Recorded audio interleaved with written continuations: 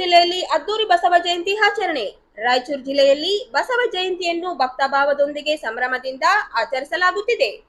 ರಾಯಚೂರು ನಗರದ ಬಸವೇಶ್ವರ ವೃತ್ತದಲ್ಲಿ ಜಗದ್ಗುರು ಬಸವಣ್ಣ ಪುತ್ಥಳಿಗೆ ಮಾಲಾರ್ಪಣೆ ಮಾಡುವ ಮೂಲಕ ಕಾರ್ಯಕ್ರಮಕ್ಕೆ ಚಾಲನೆ ನೀಡಲಾಯಿತು.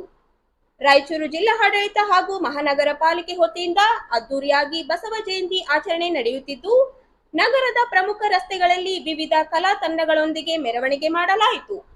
ಮೆರವಣಿಗೆಯಲ್ಲಿ ವಿವಿಧ ಮಠಗಳ ಮಠಾಧೀಶರು, ಸಣ್ಣ ನೀರಾವರಿ ಸಚಿವ ಎನ್ಎಸ್ ಬೋಸರಾಜು, ರಾಯಚೂರು ನಗರ ಶಾಸಕ ಶಿವರಾಜ್ ಪಟೇಲ್, ರಾಯಚೂರು ಸಂಸದ ಜಿ ಕುಮಾರ್ ನಾಯಕ್ ಸೇರಿದಂತೆ ಹಲವಾರು ಗಣ್ಯರು ಭಾಗವಹಿಸಿದರು.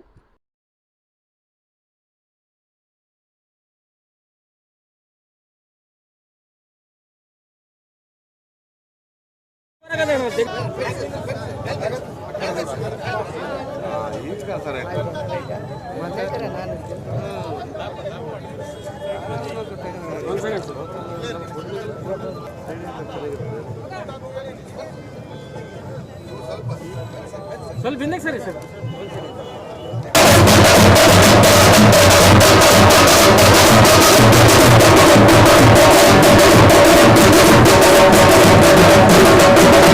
ಶುಭಾಶಯಗಳನ್ನು ಎಲ್ಲರಿಗೂ ಸಮರ್ಪಿಸಿ, ಇವತ್ತಿನ ಪರಿಸ್ಥಿತಿಗಳಲ್ಲಿ ಬಸವಣ್ಣ ತತ್ವ, ಸಿದ್ಧಾಂತ, ಆಚಾರ ವಿಚಾರಗಳನ್ನ ಅಳವಡಿಸಬೇಕೆಂಬುದೇ ನಮ್ಮ ಸರ್ಕಾರದ ಉದ್ದೇಶ ಅದ. ಹಾಗಾಗಿ ಅವ್ರನ್ನ ನಾಯಕರಂತೇಳಿ ಘೋಷಣೆ ಮಾಡಿ ಅವರ ಅಳವಡಿಸಿಕೊಂಡಿರ್ತಕ್ಕಂಥ ಅವರ ಮಾರ್ಗದರ್ಶನದಲ್ಲಿ ಸರ್ಕಾರ ನಡೀಬೇಕು. ರಾಜ್ಯದಲ್ಲಿ ಶಾಂತಿ, ಸೌಹಾರ್ದತೆ, ನೆಮ್ಮದಿ ಜೊತೆಯಲ್ಲಿ ಶೋಷಿತ ವರ್ಗದ ಜನರಿಗೆ ಆ ಬಸವಣ್ಣ ತತ್ವದ ಆಧಾರದ ಮೇಲೆ ಇವತ್ತು ರಾಜ್ಯವನ್ನು ಅಭಿವೃದ್ಧಿ ಮಾಡಬೇಕೆಂಬುದೇ ಸರ್ಕಾರದ ಉದ್ದೇಶ ಇದೆ. ಆ ದಿಶೆಯಲ್ಲಿ ಇವತ್ತು ಸನ್ಮಾನ್ಯ ಮುಖ್ಯಮಂತ್ರಿಗಳು ಮತ್ತು ಇತರ ಸಚಿವರು ಕೂಡಲ ಸಂಗಮದಲ್ಲಿ ಕಾರ್ಯಕ್ರಮ ಏರ್ಪಡಿಸಿದ್ದಾರೆ. ಕಾರ್ಯಕ್ರಮದಲ್ಲಿ ಪ್ರಶಸ್ತಿ ನೀಡತಕ್ಕಂಥ ಕಾರ್ಯಕ್ರಮ ಮತ್ತು ಆ ಭಾಗದ ಅಭಿವೃದ್ಧಿ ಬಗ್ಗೆ ಸಹಿತ ಇವತ್ತು ತೀರ್ಮಾನ ತೆಗೆದುಕೊಳ್ಳಿಕ್ಕೆ ಒಂದು ಸಭೆಯನ್ನು ಸಹಿತ ಮಾಡಿದ್ದಾರೆ.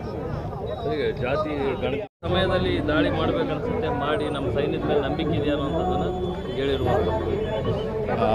ಎಲ್ಲರಿಗೂ ಬಸವ ಜಯಂತಿಯ ಹಾರ್ದಿಕ ಶುಭಾಶಯಗಳು.